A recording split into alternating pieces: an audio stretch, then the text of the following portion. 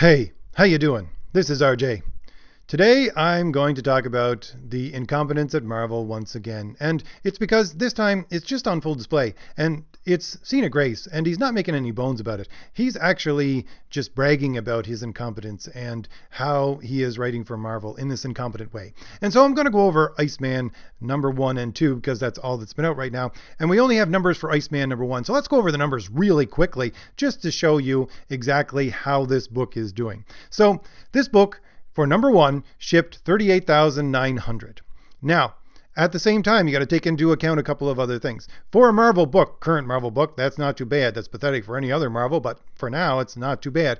But what do you have to take into consideration is the fact that Marvel specifically offered a free overshipment of Iceman number 1, doubling all of its orders to all of the comic stores. So that's a double of what people actually ordered. So half of that, we'll be generous, is about 19,500, right?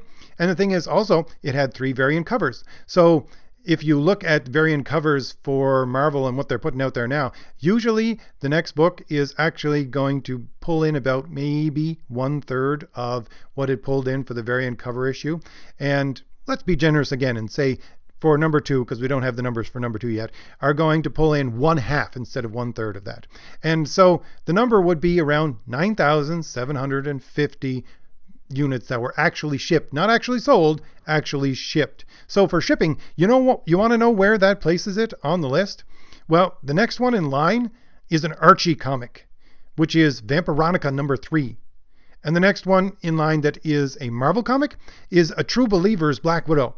And True Believers, if you don't know, is a reprint. So this is how well this book is doing, that it is on the level of an Archie book and a reprint from Marvel with its number 1. That's how pathetic this is. Okay, but I like to go over these things about why this incompetence is out there at Marvel, just because it kind of clarifies things a whole lot and helps me get a grasp on what in the world they think they're doing at Marvel.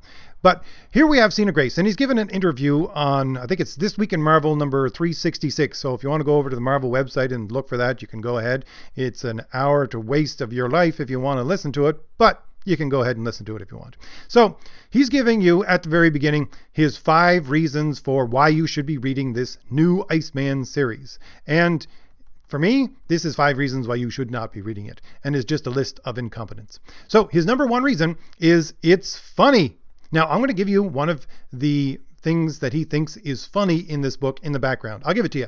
You can read it. This is his joke. Okay, it's Jubilee and Iceman, and Iceman makes this joke which he thinks is terribly funny, and then Jubilee holds up this dad joke jar, and she thinks that's terribly funny. So this is his number 1 of what he thinks is terribly funny in this book. And he actually has to take like 2 minutes to explain the joke. And this is how he explains the joke. That the dad jar thing between Jubilee and Iceman, well, that's a callback to something from the first series that he had in there. And at the same time, and I'm not joking, this is his specific words of what he says. He says, the Jubilee joke is all me making fun of myself. Quite literally. He has to explain the joke. So in order for you to understand this joke, you have to A, have read the previous series to know what in the world's going on with this jar, and B, know Sina Grace. I mean, that's like 5 people on the planet. And this is what he thinks is terribly funny. And this is his number 1 on the reasons why you have to read this book. I mean, really? Seriously? And we'll see that this whole book, as we go down this list and through his quotes, that all this book is just Sina Grace writing a story about Sina Grace. As a superhero. Literally, that's what it is. So, number 2, he says on his list, is the Nathan Stockman art. Now, I'm going to give you some of this art in the background. This, to me, is not something that you would promote a book with. This is pathetic. I mean, especially for Marvel, this is awful. I mean, first of all, it's just bad art and bad lines to begin with, but the guy can't even come up with a cool visual for mutants. Literally, he has to make them look like animals. I don't understand. Well, I suppose I do understand. These people are so incompetent. They have such little imagination. That's all they can think of to make a person a mutant. Turn them into a half animal. Turn them into a furry, basically, is what they're doing. And here's how he actually describes the Nathan Stockman art. He says, He's such a capable storyteller. Now, that's his actual quote. Capable storyteller. That's not a way to actually put someone on a pedestal and say, you should go look at this guy's art. He's capable? Really? I've used that kind of language in some of my videos. I said serviceable. Now, that wasn't a compliment when I used it. I don't believe that this is a compliment here when he calls him capable. That's not something to draw somebody in, really. And that's his number 2 on his list. And number 3 is the cool new characters. By the way, he keeps on using these ice puns all the way through this. Well, it's pathetic. That's his level of humor again, just to let you know. So, cool new characters. He says, and this is directly from him, we are going to get to meet a rad new Morlock or two. And no, he doesn't use the word rad, ironically. He doesn't. He uses it in the rest of the interview as well. In just his normal everyday speech, he uses the word rad. Okay, so we're going to get to meet a rad new Morlock or two. Now, you still have the picture of these rad new Morlocks up on your screen there. Do these look like characters that are actually going to draw you in to want to read this book? Because to me, I would look at that and go, no, I'm putting that back on the shelf. So, number 4, he says, really chill supporting cast. This one really got me because the language that he uses, this is the language that he uses. He says, I get to use Bishop in issue number 1 and Emma Frost in issue number 2. Now, I've always wondered what in the world is going on with Marvel, because it seems like these writers are just pulling supervillains out of a hat and saying, I guess I'll use him. He doesn't know anything about what the character is actually about. And I'm thinking to myself, why would he use the character if he doesn't actually know anything about the character? So I come up with, well, he must be like pulling it out of a hat. But no, this language, he gets to use it. So it sounds to me like the corporate people are telling them that, okay, you know who your hero is. This is who you're going to use as a villain. This is the story points we want you to hit. So just write a story based on all of that. So basically, he's not actually a writer. He's just a guy connecting the dots with some dialogue. This is why, this explains to me, if this is what's going on, and he's using his language correctly, and this is actually what he means, he gets to use Bishop, that someone is telling him who he has to use and what he has to do. This explains why Marvel is such a rambly bunch of non-edited sequences of just conversations, because all they are given is you have to hit this point and this point and this point and this point and use this character and this character, therefore just connect the dots. So these people, all they're trying to do is connect the dots with their conversations. That's all they're doing. That's why they can't write a good book. I mean, first of all, they're not allowed to write a good book. And I can see if it was an editor that it was coming from, but it doesn't seem like it's coming from the editor. I don't know. And if this is what the editor is actually producing, then no. So this explains, I think, a lot if that's what's going on. But moving on to number 5, he says, heavy character work. Yeah, saving the best for last. And here is his quote. Okay. He says directly, it's a character study. First and foremost, character work comes above quote unquote plot.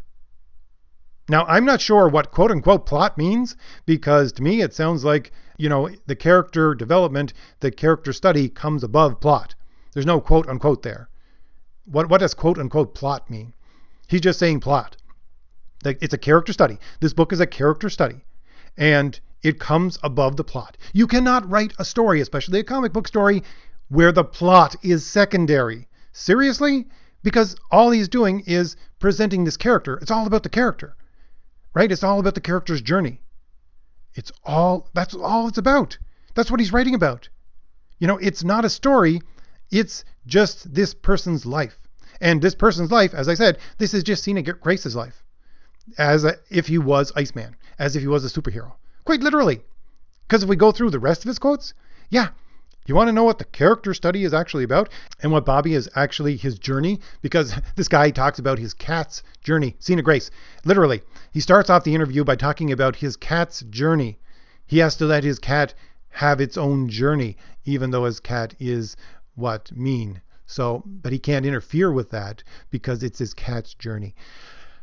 Okay, bub. But so he's talking about these things, and so his character development, it's Bobby's journey, right? He wants Bobby's journey to be out there. And what is that journey? Well, he talks about it in these terms. He says, the theme of his book is the theme of what a lot of minorities and people facing prejudice are dealing with right now, and what to do when you have it a little better than the people behind you.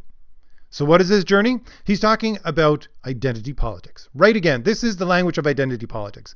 It's saying that Everybody who is oppressed are on this list, this stack of oppression, right? And so you have to recognize the people that are more oppressed than you are so that you can realize your privilege. Now, Bobby is oppressed because he's homosexual, but he meets up with the Morlocks, who are more oppressed than him, and so he has to recognize his privilege and make sure that he recognizes their oppression above his oppression, and this is what the character development is all about. Identity politics. That is the character development. Literally. This is what he talks about. Okay? And not only that, but he talks about this as if this were the best story in the world. Quite literally, some of his quotes, he says, everything has been fitting and clicking. He says about this editor that was on the previous series with him, says that they both recognize what worked and what didn't work in the first run. And so they're putting all the things that worked in this run. Are you seeing anything that worked in this run? Really, I'm not. It's all just mistakes from the last run redone. And both of them are, he says, coming from a place where they just want to tell the best story with this character. Quite literally, they think that this is the best story with this character, that centering on his character development through identity politics is the best story that they can tell with this character. But, by the way, it could be worse, because they were thinking at the end of X-Men Gold that they were actually going to make Iceman the leader of an X team. That this character that you're looking at in Iceman was going to actually be the leader of a team. Seriously? And to go on, he says, this series shows Bobby at his best. Now, if this is Bobby at his best, I really hate to see what his worst is. And again, I would say the same about Sina Grace, because Bobby is basically just Sina Grace. I mean, he's even got the shaved head and everything now. This is what it is. And this is Bobby at his best. He's just a whining, entitled millennial who actually ignores everybody around him. It doesn't matter who they are. It could be people that are actually in trouble, people he's supposed to be saving, people he's supposed to be teaching, all of these things. He ignores them and the danger that they're in because all of a sudden he's got his cell phone going off and he has a date. Literally. This is Bobby at his best, according to this guy. And this, I would say, is Sina Grace at his best. And that's what he thinks. This is what these people actually think is a person at their best. I mean, that's not even a nice person, not even a nice normal person, let alone a hero. But anyways, and he also thinks that his art is speaking to what's on the minds of people today. So in his mind, what he's thinking is that everybody has these things on their minds today, that, these identity politics things where you have your oppression stack and your privilege, that's on everybody's minds today. And that's what everybody wants to hear. So he's just producing the story and all he has to do is connect with that audience. And all of a sudden his book is just going to sell like gangbusters. That's basically what he thinks. I can't believe these people are in such they have siloed themselves so much that they don't understand what the actual world looks like anymore. But I saved the best for last. Okay, this shows incompetence on display, just fully incompetent. So they start talking about Bobby's ice sled. Both Sina Grace and one of the guys who does a podcast is talking about he never really understood how it actually works. And Sina Grace says, well, there's a book called The Science of XMen, but then he says, well, I never read it, because one of the interviewers asks him, what does it say? And he says, well, I never actually read it. My best friend in high school read it, and he told me everything that was in it. Seriously, man? Seriously. This is what he's saying. He knows that there is a Science of XMen book out there. He knows about this book, and even though he's writing an X-Men character, he has never read it, nor even gone out to seek out what it actually says. Because, well, his best friend told him about it all in high school, so he knows what it says. But he moves on from that to say, it's not my job to know how it works. He's talking about Bobby's powers, by the way, and the ice sled. So he says, literally, he's the man who is writing Iceman for the second time, and he says, it's not his job to know how Bobby's powers work. And even though he knows that there's material out there that he can read to actually clarify how this actually works, it's not his job to know how his powers work. And his reasoning in that is, well, it's sci-fi. This is why all of their stories, it looks like everything is magic. Well, everything is just magic. Deus ex machina is what happens in all of these books, because they don't actually know how their powers work. Literally. He goes on to say, the biggest thing that Marvel has said is that he draws his powers from the moisture in the air. Okay, so he's taking what Marvel has told him about this character and saying this is his power base and this is where it comes from. This is the only thing he knows about Bobby's power, and it's what has been told to him. This is incompetence on display. The next thing he goes on to talk about is never putting Bobby in a desert, but then he goes on to talk about cactus and how he could draw water from the cactus, and literally he's giving all these talking points and little tidbits of information on cactuses and how they are resilient and all these other kinds of things. So he actually knows a lot about cactus, more than he knows about the actual character that he is writing. Quite literally. He knows all these fun facts about cactuses. And yet, it's not his job to go out and know the facts, or at the very least the story, about how the powers of the character that he is writing actually works, even though he knows exactly where to go to look for that answer. This boggles the mind. He's writing a character for Marvel in its own series that had been canceled first time because it was so incompetent, and then gets a second run, and yet he still does not know how the character's power works, nor does he wish to go and find out, even though he knows exactly where to go and find out, even though he goes and finds out useless information about cactuses, and yet he won't go and find out facts about his own character. This is just straight up incompetence. I can't believe that this is a person that is still working for Marvel and that they tout and put out there as being someone you should actually buy. And they put him on podcasts so that he can promote his book. And they double ship his #1 so that it's out there all over the place. This is ridiculous, Marvel. This is ridiculous. Anyway, I didn't actually intend this to be a rant. It turned out to be a rant. Oh well. And I know this video is pretty long, but I'm going to do something else at the end here. I'm going to give you a preview of Iceman #3. It hasn't come out yet. It comes out next week. Here's my pre-crime of Iceman #3. I'm going to give it to you in what I think Iceman sounds like, which seems to be a 1982, I don't know, Valley Girl from Square Pegs, which oddly sounds like millennials.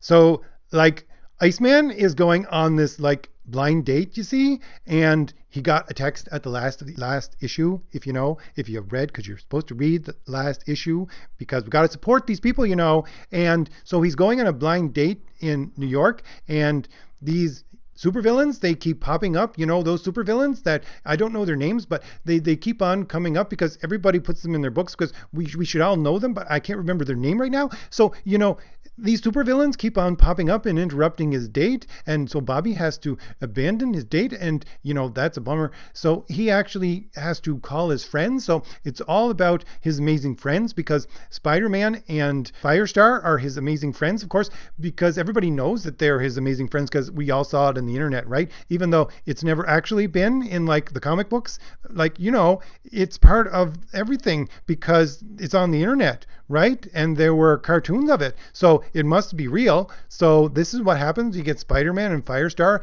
together with Iceman so that they can fight the villains, so that he can have his date. And, like, Spider-Man and Iceman are so, like, buddy, and they tell these really bad jokes that everybody laughs at, because of course everybody laughs at Iceman's jokes because he's an oppressed class, and you have to make sure that you laugh at all of his jokes. And Firestar just rolls her eyes and says, "You two, what am I going to do with you?"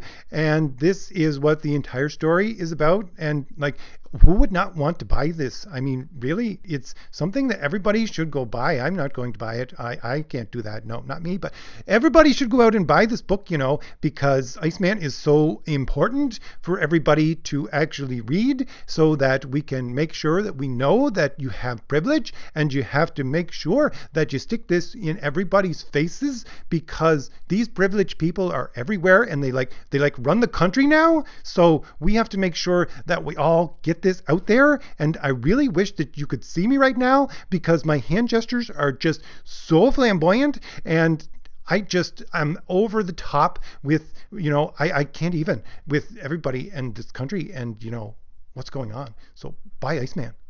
Really? Like, really? All right. So that's my impression of Iceman. And that's my pre-crime. For Iceman number 3, that's what's going to happen. I can tell you right now. So if I've given you anything new to think about, hit like.